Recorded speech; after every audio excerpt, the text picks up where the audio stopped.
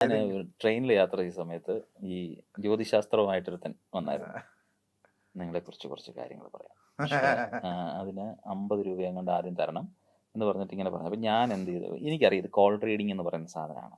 അതായത് call reading എന്ത് ബാർണം statement എന്ന് പറഞ്ഞൊരു സ്റ്റേറ്റ്മെന്റ് ഉണ്ട്. Sorry, Barnum statement. Barnum statement ഇതൊക്കെ യൂണിവേഴ്സൽ ആയിട്ടുള്ളതാണത്. നമ്മൾ ഇവിടെയൊക്കെ ഇത് അറിഞ്ഞു വരുന്നതേ ഉള്ളൂ, മനസ്സിലായില്ലേ? ഈ സ്റ്റേറ്റ്മെന്റ് ഒരു 100 എണ്ണം ഉണ്ട്, 100-120 എണ്ണം ഉണ്ട്.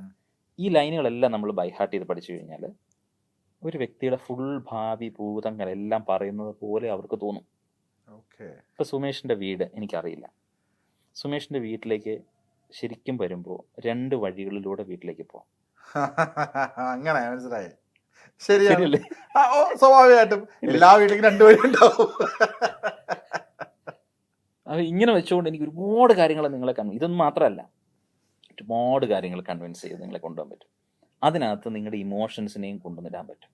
നിങ്ങൾ പോലും ചില കാര്യങ്ങൾ അറിയാണ്ട് പറയും.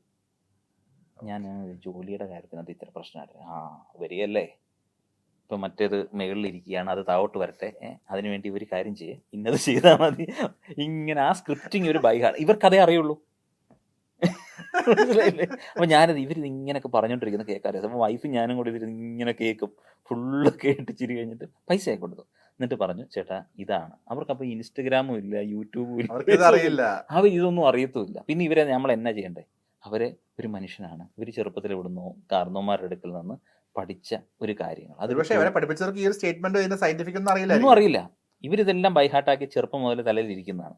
ഇതിങ്ങനെ പറയണം, അതിൽ വിശ്വസിക്കുന്ന ആൾക്കാർ പറയുന്നത്. കാരണം ഈ നമ്മുടെ ഭാവിയും ഞാൻ ഇനി എന്തായി തീരും എന്നുള്ളതൊക്കെ അറിയാൻ ഭയങ്കര ക്യൂരിയോസിറ്റി. ഇന്നും പത്രമാധ്യമങ്ങൾ എടുത്ത് നോക്കുകയാണെങ്കിൽ എല്ലാ വീക്കിലും മറ്റേ ഇതുണ്ട്, ജ്യോതിഷത്തിൽ ഇന്നയാളുടേത് മറ്റേത് മറിച്ചത് സാധനം ഉണ്ട് ഇല്ലേ? ഞാൻ ഒരിക്കലും ഒരു പത്രക്കാരനോട് ചോദിച്ചത്, പത്രത്തിലെ ഒരു ടോപ്പ് ഒഫീഷ്യലിനോട് ചോദിച്ചതാണ്, ഇത് നിങ്ങൾക്ക് നിർത്തിക്കൂടെ? ഇതിന് പ്രേക്ഷകനുണ്ട്, ഇതിനു വേണ്ടി തന്നെ പത്രം വരുന്ന ആൾക്കാരുണ്ടെന്ന് പറഞ്ഞു. അപ്പം അവർക്ക് അവരുടെ ബിസിനസ് നോക്കണ്ടേ? ജ്യോത്സ്യന്മാർക്കിട്ടും ആളുകൾക്കിട്ടും സിദ്ധനിട്ടൊക്കെ നന്നായിട്ട് കൊട്ടുന്നുണ്ട്. സത്യമല്ലേ പറയുന്നത്? അവരതിനെ എതിർക്കുന്ന വെച്ചാൽ അവര് മനസ്സിലാക്കണമല്ലോ ഞാൻ ചെയ്തുകൊണ്ടിരിക്കുന്നത് പൊള്ളയായ കാര്യമാണെന്ന്.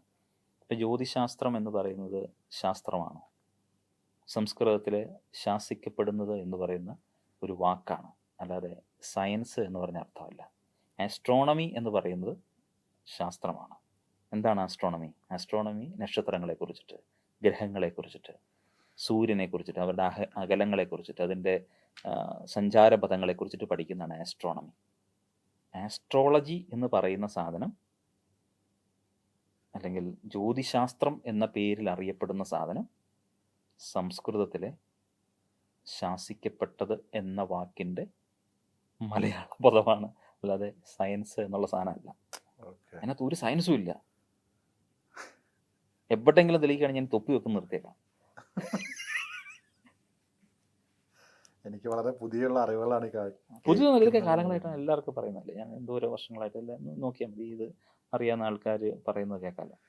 ഇങ്ങനെ ഈ ജ്യോതിശാസ്ത്രം കാരണം എത്ര പേർക്ക് ചൊവ്വാദോഷം ഉണ്ടായിട്ട് ജീവിതം കോഞ്ഞായിട്ട് വീട്ടിൽ കൊണ്ടുവരും, എത്ര കല്യാണങ്ങൾ മുടങ്ങിയിട്ട് അവര് സങ്കടപ്പെട്ടിരിക്കുന്നു. എന്തുള്ളത്, എന്താ ഉള്ളത്? നമ്മൾ ചെയ്യുന്ന പ്രവൃത്തിക്ക് നമുക്ക് കൃത്യമായിട്ട് ഫലം ഉണ്ടാവും.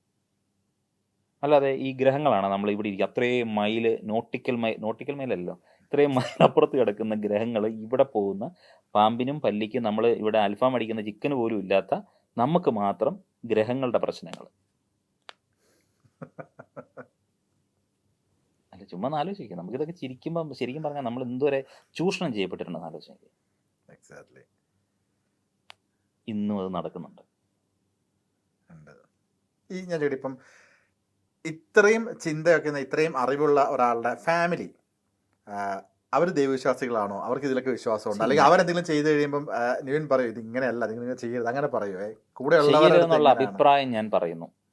അവർക്കതിൽ സന്തോഷം ഉണ്ടെന്നുണ്ടെങ്കിൽ അവരിത് ചെയ്യുന്നു. അതിനെ നമ്മൾ റിബലാകുമ്പോൾ ഞാൻ ശത്രു ആവുകയല്ലേ ചെയ്യുന്നത്. ഇത് ന്യൂനപക്ഷമാണ്, മറ്റേത് ഭൂരിപക്ഷമാണ്. എന്തിനാണ് അവരെ വേദനിപ്പിക്കുന്നത്? നമ്മൾ ഇൻസൈറ്റ്സ് ഇട്ട് കൊടുത്താൽ പോരെ? അവർക്കത് തോന്നിയാൽ അവർ ചെയ്യട്ടെ. ഇപ്പം എൻ്റെ കമ്പാനിയൻ, എൻ്റെ വൈഫ്, ഇപ്പം ഞങ്ങൾ കല്യാണം കഴിഞ്ഞിട്ട് 16 വർഷമായി. ഈ 16 വർഷത്തിലൊരു 14ാമത്തെ വർഷം മുതൽ, അല്ലെങ്കിൽ 14 വർഷമായിട്ട് എൻ്റെ ട്രാക്കാണെന്ന് നമുക്ക് ബോധ്യമായി. എന്നാലും ഇടയ്ക്കൊക്കെ ഒരു പിയർ പ്രഷറിൻ്റെ ഭാഗമായിട്ട് അറിയാണ്ട് ചില കാര്യങ്ങളിലേക്കൊക്കെ ഒന്ന് മനസ്സ് ചുമ്മാ ഒന്ന് പോകും.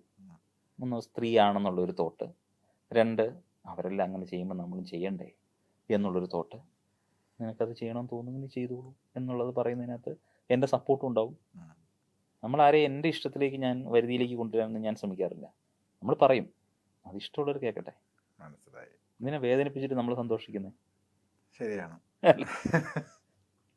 ഈ സ്റ്റേജ് ഷോസ് ഒക്കെ അവതരിപ്പിക്കുമ്പോഴേ എപ്പോഴെങ്കിലും ഇതൊന്നും ഹാൻഡിൽ മനുഷ്യൻ്റെ ഇമോഷൻസിലൊക്കെ കൂടെ ആയിരിക്കും ചിലപ്പോൾ കടന്നു പോകുന്നത്. ഒരാളെ വിളിച്ച് കഴിയുമ്പം ഈ ഒരു ബാലൻസിങ് എങ്ങനെയാണ്? ചിലപ്പോൾ ഒരു പക്ഷേ ഇത് കയ്യിൽ നിന്ന് പോകുന്ന ഒരു സിറ്റുവേഷൻസ് ഒക്കെ ഉണ്ടായിട്ടുണ്ടെങ്കിൽ അതെങ്ങനെ ഇത് ബാലൻസ് ചെയ്യുന്നു? ഇതിൻ്റെയൊക്കെ ഒരു ഗുണം എന്താണെന്നറിയോ? സ്ക്രിപ്റ്റ് നമ്മുടെ കയ്യിലായിരിക്കുന്നത്. എന്താണ് അടുത്തത് ചെയ്യേണ്ടതെന്ന് ഞാൻ പ്ലാൻ ചെയ്യും. അത് ഒരാൾക്ക് കയറി വരുന്ന ഒരാൾക്ക് അറിയില്ലല്ലോ. എൻ്റെ കയ്യിൽ നിന്ന് പാളിപ്പോയൊരു സാധനം പ്രേക്ഷകനും അവർക്കും മനസ്സിലാവരുത് അത് പാളിപ്പോയിട്ടുണ്ട് എന്നുള്ളത്. അപ്പോൾ അതിനുള്ള plan B, plan C, plan വരെ ഉണ്ടാക്കി വെച്ചിട്ടുണ്ട്. അത് തന്മയത്തോടെ അവതരിപ്പിക്കുക എന്നുള്ളതാണ്. ഒരു 2 മണിക്കൂറിൻ്റെ ഒറ്റയ്ക്ക് നിന്നൊരു ഷോ ചെയ്യുക എന്ന് പറഞ്ഞു കഴിഞ്ഞാൽ നിസ്സാര കാര്യമല്ല. അപ്പൊ കോൺഫിഡൻസ് ആയിട്ട് നിൽക്കുക എന്ന് പറഞ്ഞാൽ വലിയൊരു കാര്യമാണ്. അത് എല്ലാവർക്കും പറ്റുന്ന കാര്യമല്ല. സൗണ്ട്, ലൈറ്റ്, LED വാള്, ലൈവ് സ്ട്രീമിംഗ് ക്യാമറ, ഇതെല്ലാം മ്യൂസിക് എൻ്റെ ലൈവാണ്, ലൈവ് മ്യൂസിക്കാണ് ചെയ്യുന്നത്. ഇതെല്ലാം വെച്ചിട്ടാണ് ഷോ ചെയ്യുക. അപ്പോൾ ഇതിനകത്ത് എവിടെയെങ്കിലും പാളിച്ചകളുണ്ടാകും. വന്ന സ്പെക്ടേറ്ററിൻ്റെ ബുദ്ധി, അത് എൻ്റെ അടുക്കൽ വന്നിരിക്കുന്ന ആള് ഒരിക്കലും എനിക്ക് വേണ്ടി പിടിതരാൻ വേണ്ടിയിട്ട് വരുന്നതിനല്ലല്ലോ, മസിൽ പിടിച്ച് ഇങ്ങനെ നിൽക്കുന്നതിനായിരിക്കും. കാരണം അവർക്ക് അതിൽ ജയിക്കുന്നവനാണല്ലോ കയ്യടി ഉണ്ടാകുന്നത്, അല്ലേ?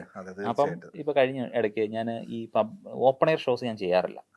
ഇപ്പം എൻ്റെ ഒരു സുഹൃത്ത് അച്ഛൻ, അദ്ദേഹം വികാരി അച്ഛൻ, അപ്പം പുള്ളി എന്നോട് പറഞ്ഞു, എടാ ഞങ്ങളുടെ പള്ളി, ഞാനിവിടെ ഈ പള്ളിയിൽ വന്നതാണ് പുതുതായിട്ട്, അപ്പം നീ ഇവിടെ വന്നൊരു ചെറിയ പള്ളിയാണ്, അപ്പോൾ ഒരു സാധനം ചെയ്യാമെന്ന് ചോദിച്ചു. ഞാൻ ചെയ്യാൻ വേണ്ടി പോയി. അപ്പം ഞാൻ ആ ഒരു പള്ളിയിൽ ഒരു ഓപ്പൺ എയർ പ്രോഗ്രാം ചെയ്യുകയാണ്. അപ്പം ഒരു 2-3 എൻട്രി ആയിട്ട് പീസായിട്ട് സാധനം ചെയ്യുകയാണ്. അപ്പോൾ ഒരു തിയേറ്ററിക്ക് ഷോ എന്നുള്ള സാധനം ഒന്നും വർക്കൗട്ട് ആവില്ല. ഫസ്റ്റ് കയറി വന്ന ആൾ നല്ല ബോൾഡായിട്ട് കയറി, പക്ഷെ നല്ല വെള്ളമാണ്. അപ്പം ഞാൻ പറയുന്നത് പുള്ളിക്കും മനസ്സിലാകുന്നില്ല, പുള്ളിയോട് പറയുന്നതല്ല പുള്ളി ചെയ്യുന്നത്. അവസാനം അദ്ദേഹത്തെ ഇറക്കി വിട്ടിട്ട് അപ്പം അത്രയും ടൈം പോയി. പിടികിട്ടിയോ? വേറൊരാളെ വെച്ചിട്ട് ആ സാധനം ചെയ്തു. കയ്യടിയും ആൾക്കാരും ഉണ്ടാവും. അപ്പം നമുക്ക് അവിടെ അത് ഹാൻഡിൽ ചെയ്യുന്നതെന്ന് പറഞ്ഞാൽ ആ സമയത്ത് നമുക്ക് തോന്നുന്ന ഔന്നിത്യം അനുസരിച്ച് നമ്മളത് ഹാൻഡിൽ ചെയ്യുക എന്നുള്ളതാണ്. എനിക്ക് ഇഷ്ടംപോലെ കാര്യങ്ങൾ ഉണ്ടാവാറുണ്ട്.